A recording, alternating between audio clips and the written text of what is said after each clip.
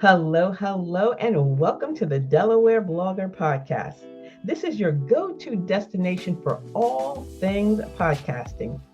Whether you're a seasoned pro or you're just dipping your toes into the world of audio storytelling. I'm your host, Antoinette Blake, better known as the Divah, and I'm here to guide you through the wonderful world of podcasting every step of the way. With a new episode dropping every Saturday at 10 a.m., my mission is simple: to help you become the best podcaster you can be. Whether you're a boomer looking to share your wisdom with the world, or a millennial eager to make your mark in the digital sphere, I've got tips and tricks and insights to share. As the CEO of A. Blake Enterprises and author of Podcasting Your Purpose Resource Guides, I've been in the podcasting game since 2015. And let me tell you, I've learned a thing or two along the way. So grab your headphones, settle in, and let's get this party started with this podcasting journey together. Welcome to the Delaware Blogger podcast. Hello, and welcome to another episode of the Delaware Blogger podcast. This is where I bring you tips, tricks, and inspiration for navigating the exciting world of podcasting. I'm your host, Antoinette Blake, and today we're diving into a topic that's near and dear to every podcaster's heart: mastering the art of podcast interviews. That's right. Whether you're a seasoned pro or just starting out, conducting a great interview can make all the difference in engaging with your audience and delivering valuable content. So let's jump right into it with these top tips for mastering the art of the interview.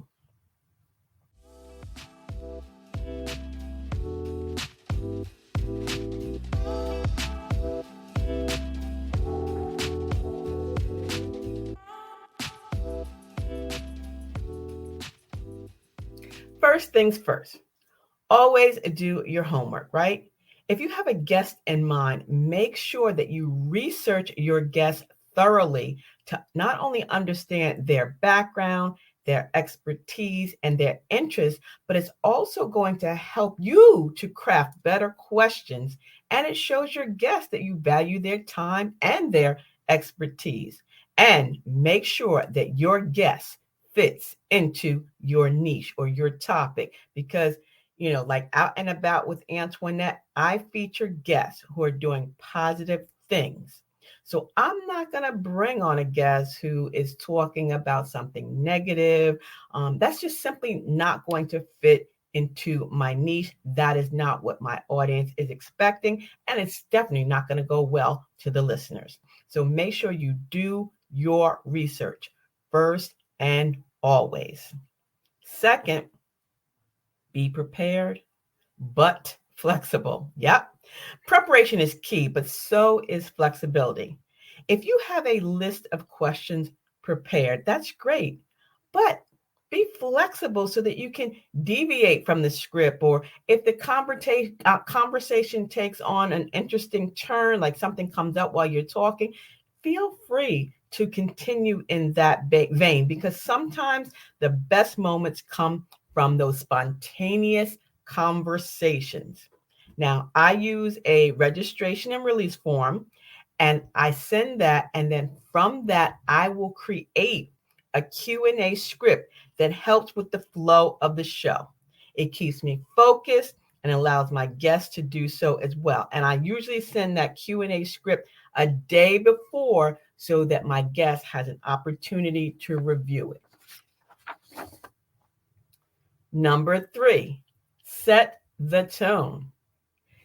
Your job as a host is to set the tone for the interview. Create welcoming and a comfortable environment for your guests. Whether you're recording in person in a studio or remotely on Zoom or StreamYard, a friendly conversation, a friendly demeanor can go a long way, and it also helps to put your guests at ease. So if you're pre-recording, spend a few minutes beforehand talking to your guests. Make them feel comfortable, even if you're simply asking them about their day or how's the weather. Like, what's the weather in your neck of the woods? Having that short conversation does wonders. So don't just hit the record button once they come on and dive into that interview. And you know what? Build in that 5 minutes of the allocated time of your interview so that you can ease into the conversation. So if you know your show is 15 minutes long and you're going to record, you set 30 minutes, use the first 5 minutes to talk back and forth, do your interview, and then at the end, have a conversation. That makes people feel very, very comfortable. Tip number 4, listen. Listen more than you talk. I know it's sometimes hard. You just want to take over the conversation. But remember, the spotlight should be on your guest, not you. Listen actively and attentively to what they're saying. And don't be afraid that if they start to go off on a tangent, to bring them back in. The best interviews are conversations, not interrogations. How do you like this? What do you do after that? You don't put them in the spotlight. Have a friendly conversation, but you don't want them to sabotage your show. Let them talk, but not too much or too long, because you just might have to rein them in. And I've done that, trust and believe. So, listen more than you talk. But if you need to rein them in, if they start going off on a totally different tangent, feel free to bring them back in because you are the host. This is your show. Tip number 5, ask open-ended questions, right? Instead of asking questions that just require a yes or no answer, ask open-ended questions that allows your guest to elaborate and share more. This makes the conversation deeper and more meaningful, and it'll resonate better with your audience. So if you're listening and they're talking about something and they get excited about something, feel free to pick up on that topic and ask to explore more. This is a hard one, especially when I said you're trying to rein those guests in. But tip number 6, avoid interrupting. Yep. It can be so tempting to just jump in there and interrupt with your own thoughts or your experiences, but try not to do that. Let them finish their thoughts before you chime in. Use active listening techniques like nodding, right? Paraphrasing to show that you're engaged. Even if you're recording on Zoom or StreamYard, shaking your head, pointing your finger, that can be a good indicator to your guests that you are really actively listening to them, and they'll know when to stop, and then you can interject, right? Number 7, just like your guests have to respect your time, you need to respect your guests' time. Be mindful of the time that you allocated for the interview and stick with it. Respect your guest schedule by starting and ending on time, and be courteous if you need to wrap it up quickly, because again, sometimes you'll get a guest that can only interview on their lunch break or before, their evening family time. So respect their time. Start on time, end on time, and always, again, thank them. That's number 8. Follow up with a thanks. Thank your guest. Even while you're on air recording, don't forget, you should follow up with a thank you note or an email expressing your gratitude for their time and their insights. Building that relationship with your guests can lead to future guests, future collaborations, and future opportunities. And for me, I actually send a thank you with the link to the episode, because once it goes live, you want your guests to share it. So I use Cast Magic, and I'm going to leave my affiliate link to Cast Magic because it provides some great templates that you can use, including thank yous. It's a great AI application that'll help you with your transcript, your quotes, and a whole bunch of other great things. So thank your guests. Follow up with the thanks afterwards. Always say thank you at the end of your interview, and then thank them again for sharing it once it has been published. Number 9. Now, this could be something that you do before the interview, providing guidance or tips to your guests. Help them prepare for the interview. Now, these days, most people know about podcasts, have actually been on a podcast, but there's some people that have never been on a podcast. So send them any necessary information with the guidelines. Let them know what to expect and offer tips so that they can sound their best on the air. I have a checklist that I sometimes send, which includes the important tip. Here's a really important tip. Hydrate and urinate. Yep. Believe it or not, that is not common for a lot of people. I actually heard a show, listening to a podcast, and the host asked the guest a question. And then it got quiet. And that quiet lasted for a while. And finally, the guest came back on and said, "Oh, I'm sorry, I had to go to the bathroom."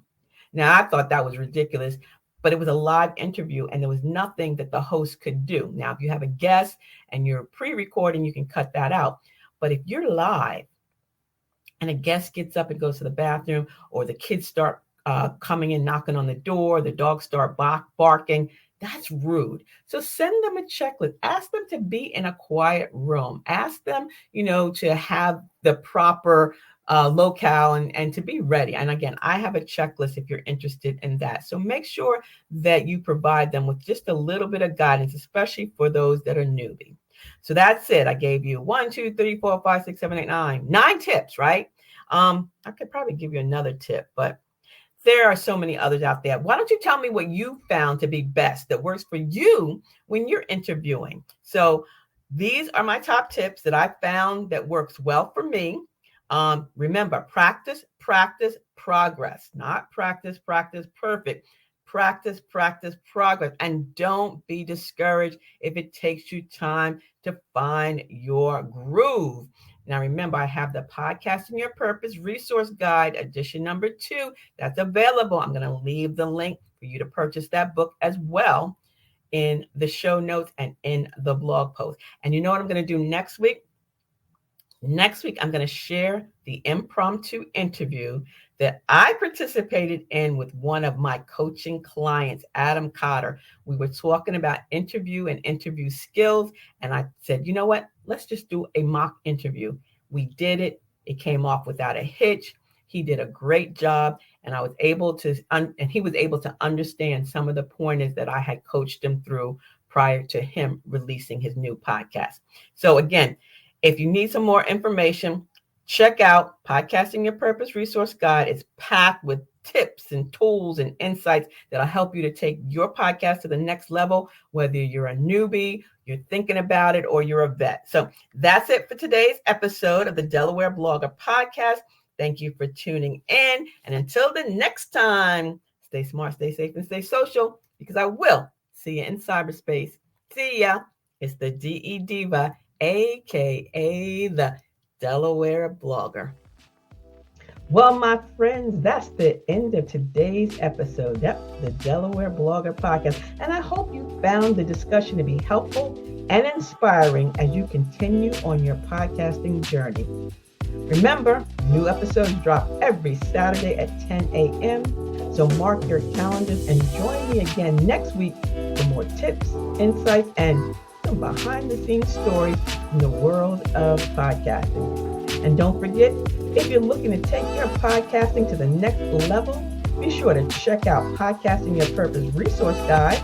And I also have that podcast coaching services. So head over to ablakeenterprises.com to learn more.